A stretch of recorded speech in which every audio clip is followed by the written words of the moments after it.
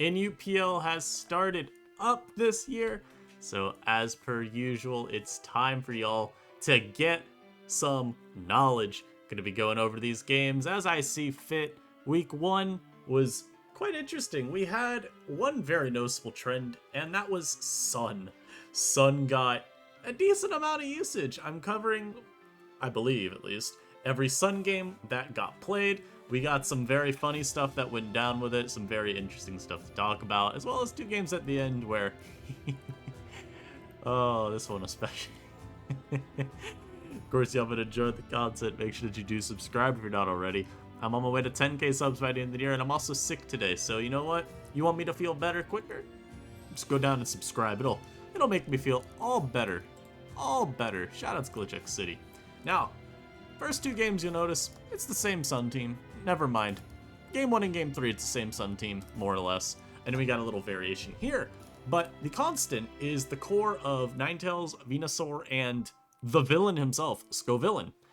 And I don't know if you believe me when I say this, but Scovillain is actually... it's got actually a couple people thinking it might be ban-worthy. Now, it's 1 week. So... I don't know, personally, I don't like drawing conclusions after a single week, but people do actually believe Scovillain could be the aspect of Sun that pushes it over the edge if Sun is deemed too problematic. There's also people still claiming it's Venusaur. There's people claiming that it's Drought itself as an ability, because manual Sun's never really been a problem in NU, but Auto Sun has always been a problem in NU. So, we'll see where this discourse takes us, whether any actions are being taken or not, but... you're about to see why Scovillain has drawn so much attention. First give ups for Zai versus Elias Sign, as you'll notice too versus this team. Yeah, Scovillain on paper kind of obliterates it. Something that's worth noting is it's actually Specs Choice... Specs Scovillain, Specs Choice Scovillain, what am I trying to say? But it's actually Choice Specs Scovillain. Instead of the more traditional growth set, people are just throwing Terra Fire on this, they're hitting things with their Fire Blast and their Overheats, and they're calling it a day. Because you really don't need to set up a Scovillain for it to put it work. With the inherent +1 from Specs, you're just really strong. And everything on Elias's team, I'm here to tell you, it dies. And Zai notices this, so he leads Ninetales immediately, because this enables the Scovillain. Goes Flag on here. If Quake happens, obviously, you block it. If they Dragon Claw, you just get in something like Lilligant and Terra Fairy, or you get in Scovillain. So you're really good. And speaking of Scovillain, it's about to get mini KOs. Lug EQs, and since Sturdy was broken, he doesn't have to worry about getting KO'd by a follow-up. And look at this. Slowbro who? I was told Slowbro's OP. He just got 2-shot by a fire move. Come on, guys.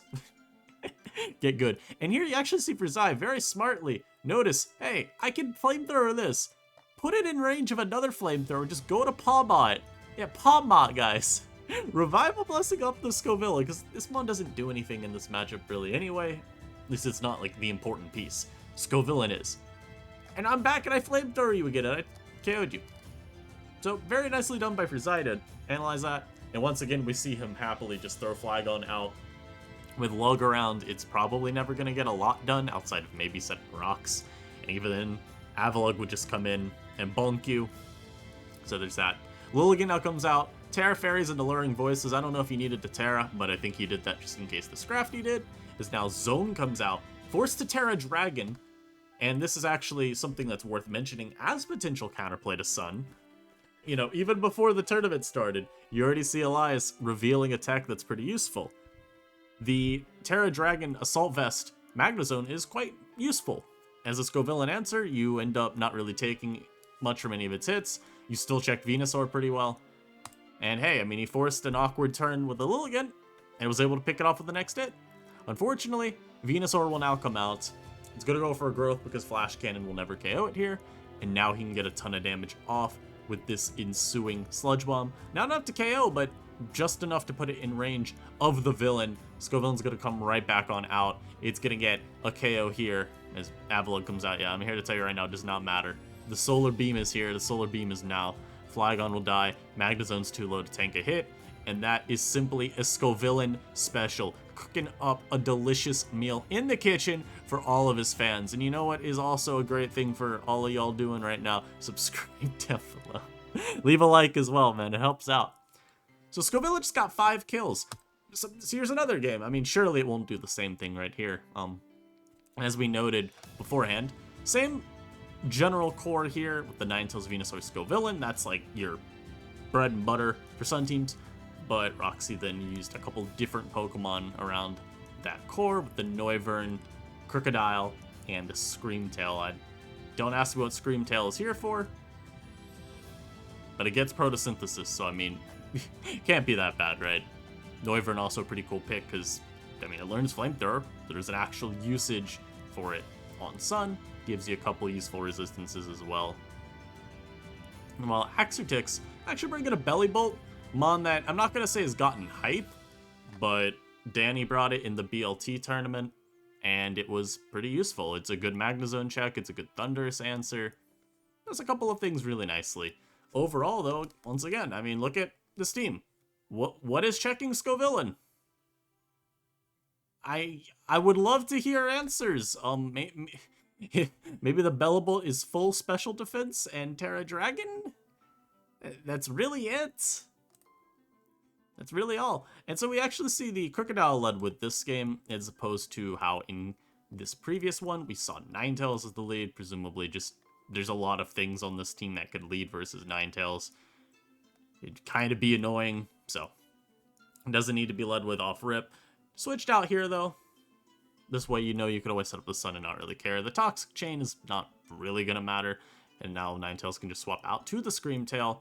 Gets a turn to do whatever, you know, throw up rocks, throw off an attack if it wants. I mean, could really do whatever. It's not dying to the state if it wants to stay in.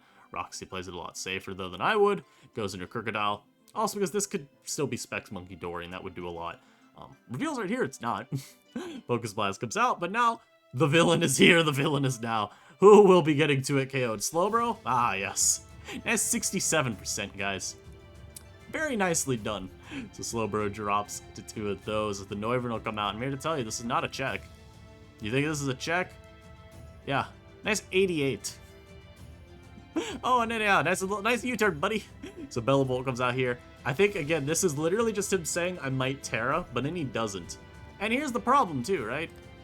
What was this going to do back? Toxic? Get a little Volt Switch chip? I mean, I think Terra into Volt Switch, assuming he even has Volt, right? I think it would be a fine play if it's available to him. Again, this is assuming he's even Terra Dragon, because Bellabolt could be something entirely different. It could be like water, or it could be poison or fairy. So, the play may not have even been available to him, but, you know, would have been a fine line if it was. Crook, though, now comes out. Unfortunately, EQ here doesn't really do enough. It's just going to be a Sun moment. The villain is literally going to come right back out. Roxy goes for over here just to make sure that they have a little bit better accuracy. Monkey comes out, and I watch this replay over. I was like, please just overheat again. There's no way the stupid monkey lives. Roxy does as I wish for them to do. Overheats again. The Noivern gets sacked. His monkey will now be brought back out. But unfortunately for Axertix, it does not really matter because there's just too many Pokemon left on Roxy's side, too many turns of Sun, and not enough ways to avoid death via Pepper. Mienshao then disrespectfully misses a a Stone Edge. Very, very unfortunate, but let's be frank here, it didn't matter. It actually ends up being that Roxy runs out of Sun here, so I guess I was wrong. There were not enough turns left, but at the end of the day, you're just going to end up getting Scovillain or Noivern in at the very end of the game. Monkey Dory will be no more, as the Scovillain swapped in here. Terra Fighting Focus Blast may have actually KO'd from that range. I didn't do the calc, but Scovillain's bulk is really quite pathetic. Monkey's pretty strong, so I wouldn't have been surprised, but in all likelihood, it just comes down from there then to whether Draco hits or not, so generally inconsequential, I'd like to say. Now we get to another Sun game, and this is probably the worst matchup Sun got the entire tournament, because if we look at the Franklin's team right here, Franklin versus Stret, just so we notice, you got Lycanroc, so Accelerock's always going to be kind of annoying. You got Talonflame, decent offensive check to a lot of the Sun Mons, and then you've got Assault Vest Reuniclus. They're pretty much always AV, especially in this type of team. I would just assume AV. Even Zone, I wouldn't expect Magnezone on this team to have much against Sun, because you're not going to be AV. You're not doubling up on that. So you're probably Specs if I'd have to wager, I guess. And Specs doesn't really run a Terra type to help versus Sun. It's almost always grass or even ground. So that's not really going to be too much of an inhibiting factor unless, like, I don't know, the Venusaur somehow couldn't one-shot it after a growth if they Terra. I don't know. But as we said, probably the worst matchup. Let's see what Stret tries to do here. So, Reuniclus is led versus the Flygon, and Stret just decides, you know what? I want Chip. Give me Chip or give me Death. And this is actually a pretty decent play for Stret to make, because the Reuniclus, again, he scouts out knowing it's AV. There's nothing it can really do to threaten, as we're going to pause while the dogs bark, because I don't want that being picked up. Be right back. Alright, as I was saying, the Flygon just ends up getting its own rocks up, and it gets a little bit more trades a little bit more damage, on this Pert. Kind of helpful if it wants to try and sweep later on, because it does appear that this is going to be the fabled Stealth Rock DD Scale Shot set. And once again as well, trying to just get Chip where it can. Now, unfortunately, Vileplume does get to just throw off a sap here, so it's going to heal most of that off. But hey, man, maybe with enough Stealth Rock and enough Dreams, you can get it weakened again. Wisp on the Rooney here, as you see, takes a chip, so you know it's Regenerator. This is helpful. I mean, if you're trying to open something up for Scovillain or Venusaur later on, the burn damage is at least nice to make it harder for Reuniclus to swap in versus them. And you see as well, Lilligant does get a little bit of beam damage here. So overall, you're just trying to get this as low as you can. Flygon sacked on the turn that Future Sight's gonna pop. So this lets you swap in your Scovillain and then go for your Terrifier Overheat and then miss. And not only that, but then get crit by the Brave Bird, which I did the calc. It did matter. So this was really terrible for Stret. Like, this turn alone made this game almost impossible to win. Certainly very hard to win. I don't know. I don't want to say it was impossible because, I mean, your opponent can always end up choking, or you could just end up outplaying severely. But it just gives you a lot less room to outplay. So, sucks also just because it means the Talonflame's around still. I mean, I gotta go and just deal with this threat the whole game. So the Talon hard switch is out there. Was a little surprised to see a hard switch instead of like a Wisp. Or obviously, again, they didn't have Ukes, they would have used it, but I was a little surprised not to see a Will-O-Wisp come out. Maybe they just don't have it then, but I'm not sure what that moveset would look like. Roost, Defog, Brave Bird, and then what, Taunt? Bulk up? I don't know. But again, we see the Flygon just trying to get a little bit of chip on the Plume, hoping maybe you put it in range of a damage roll later on or something. Zone comes in, popped by a Weather Ball. Very nice to see that. I think Flamethrower is fine as well. Weather Ball is maybe a little more optimal because of damage, but it's kind of whatever. Flygon now brought out, probably for sacking, but it ends up actually eating. Lives on 1. You're going to be able to see this Flygon pick off the Pert here. Unfortunately, that will just seed in the Lycanroc Dusk. But ultimately, this is still your best option. Just to try to get yourself a little bit of breathing room back in the battle. As the Plume is actually what comes out here. Just to sap back to full. And Stret loses to Inactivity. I still wanted to show this game, even though it has a really lame ending. Specifically because, again, I want to show the impact of Sun. 3 usages this tournament already. And although in this game, I'd argue Stret was on the losing side, he still had a winning shot. I think Venusaur, the Reuniclus would have been, what, coming in at like 70%. So if this growths up, maybe there's a roll. I'd have to do the calc. I'm just kind of thinking about how much Lilligant did with an unboosted Solar Beam. Maybe Venusaur growths up and it's also Life Orb Solar Beam. It could have popped Reuniclus.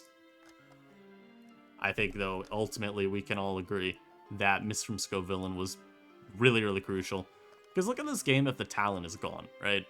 And it's a lot more favorable to Stret, I would say. And, of course, if the Talon is gone, you don't have to then go Pawmot here. Instead, you have a Scovillain in after KOing Talon. And then they're having to go probably Reuniclus. Or, Maybe Pert, but I have a feeling if it's physically defensive Pert, it might drop to Terrifier, Sun Boosted Overheat, even at -2. Though, I wouldn't really bet on that. But Palmont would probably come out with it, and it just feels a little bit better. So unfortunate, even more unfortunately timered out. But you know what's not unfortunate? This game. Oh my lord, Wadley has been so fun to team with in this tournament already because this dude cooks up some of the most insane ideas, and I love it. So, as we look at preview, if I'm Wadley, I'm scared to death of this Basque Legion. It's not confirmed whether it's Scarf or not from preview. It could be Scarf, Mo could be Scarf, even Monkey Dory could be Scarf. But really any Legion set, so Scarf or Banded, is going to be kind of hard to deal with. Scarf, though, especially because it's going to be faster than a majority of your team, and your water resistance is a Tentacruel. And I don't think I need to tell y'all too much about why that's bad.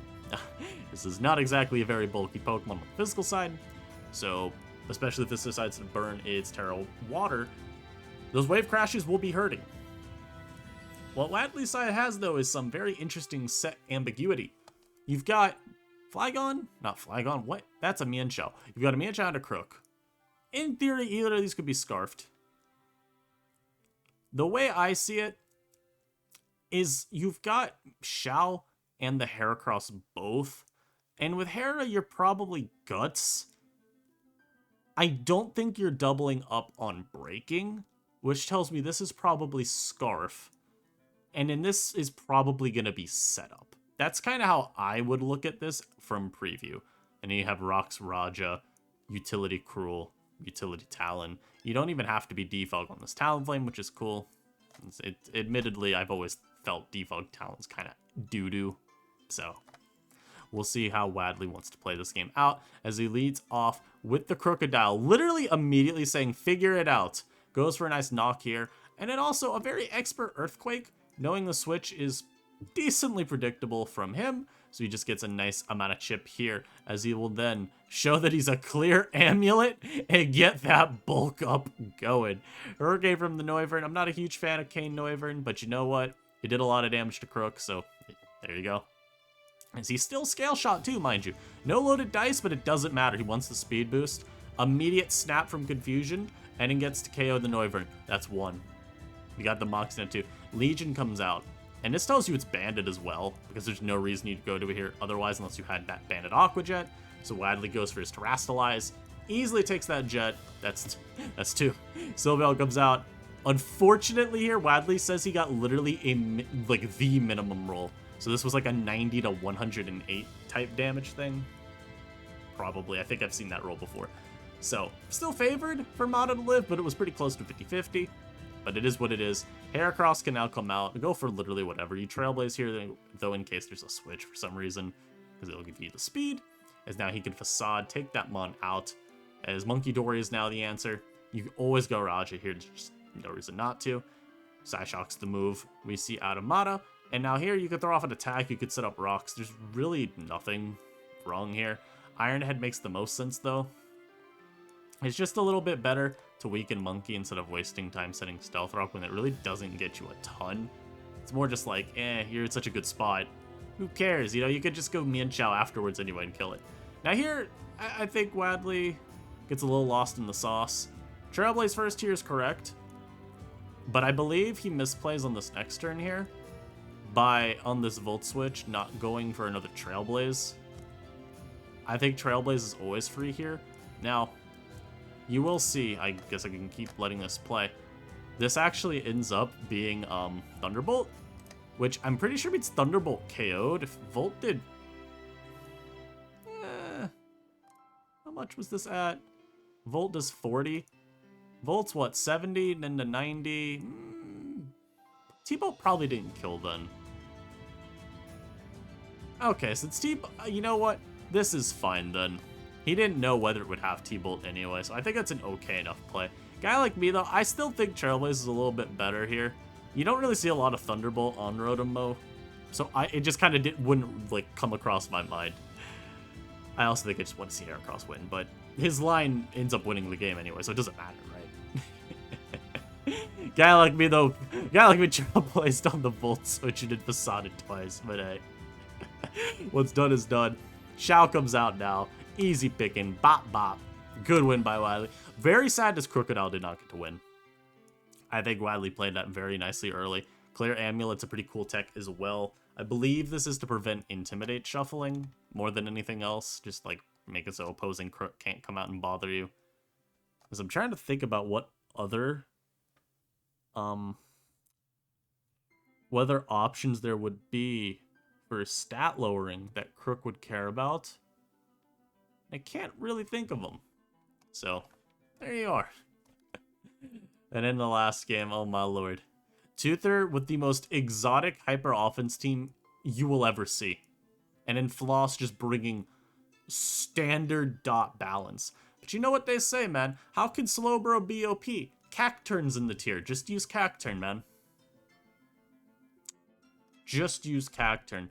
This game is better off just shown instead of me leading you off with an intro to it. So we're just going to see the Screamtail. It's going to, you know, it's the standard in quotes, HO set with Roxy and Misty Explosion. Gets his 11%. Truly an incredible move right there. Oh my lord. This Flygon can now come out. DD up. This Flash Cannon's going to hurt like an absolute menace. 87 is despicably high. The Talon will now come out. Earthquake, unfortunately, instead of Scale Shotting here. But Totherden does go for Scale on the next turn. Ends up also getting the 5-hitter. So Talon goes down. As the opposing Flygon will come out here. And Tother basically just says, you know what? You either Scarf and outspeed you, or your first impression, and you kill me. But if you Fimp, I get free setup or a free attack. So it doesn't really matter. And Flygon's already done enough as well.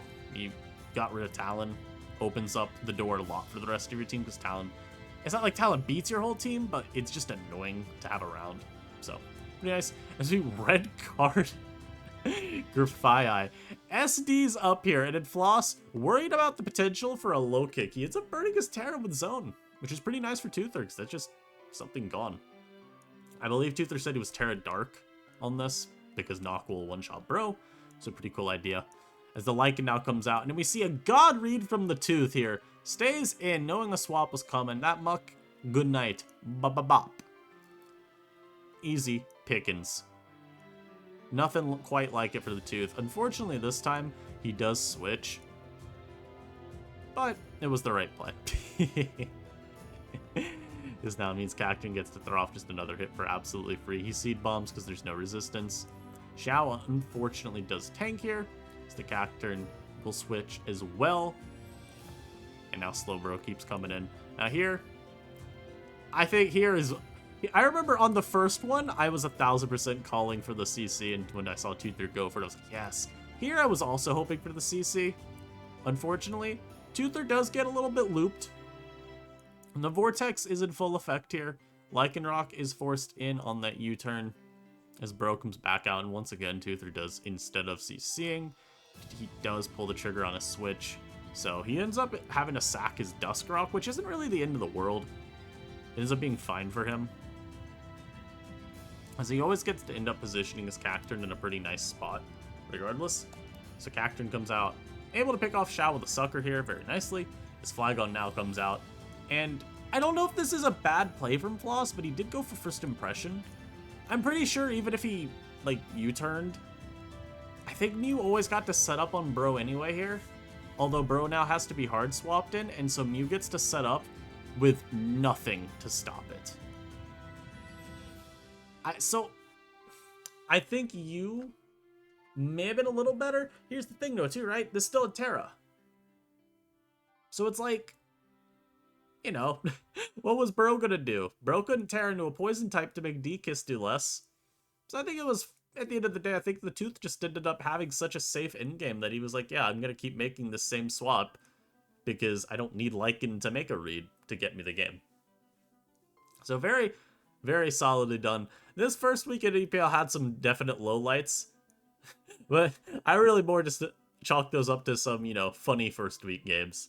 I really enjoyed the first week. Already seeing some very fun innovation.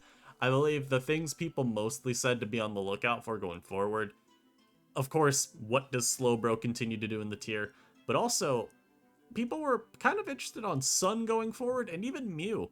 There were a couple other Mew wins, if I'm not mistaken. I believe Kyo ended up winning with it. And I think there was at least one more.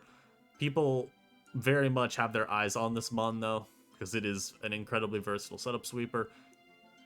The masses seem to believe, yeah, it could end up being broken enough just through how many different options it's got for sweeping. But I hope you all enjoyed this coverage. Let me know your thoughts down below on Sun.